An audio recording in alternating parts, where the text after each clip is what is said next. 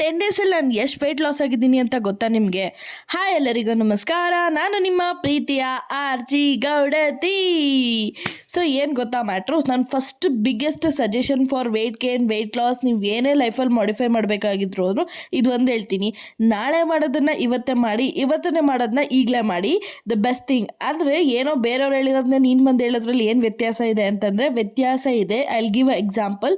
ನಾನು 29 ಜನವರಿ ಏನೋ ನನ್ನ ವೆಯ್ಟ್ ಲಾಸ್ ಜರ್ನಿ ಅಂದರೆ 90 ಡೇಸ್ ಚಾಲೆಂಜ್ ಸ್ಟಾರ್ಟ್ ಮಾಡಿದ್ದು.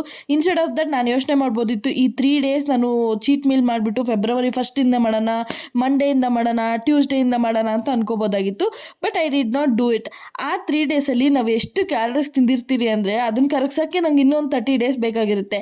ಆ್ಯಂಡ್ ಅಲ್ಲಿ ಖರ್ಚು ಮಾಡೋ ಇರೋದನ್ನ ನಾನು ಒಂದು ಹೆಲ್ತಿ ಫುಡ್ ಮಾಡ್ಬೋದಾಗಿತ್ತು. ಜಸ್ಟ್ 28th of January ನನ್ನ ಪಿಜ್ಜಾಗೆ ಆಲ್ಮೋಸ್ಟ್ 1000 ಖರ್ಚಾಯಿತು.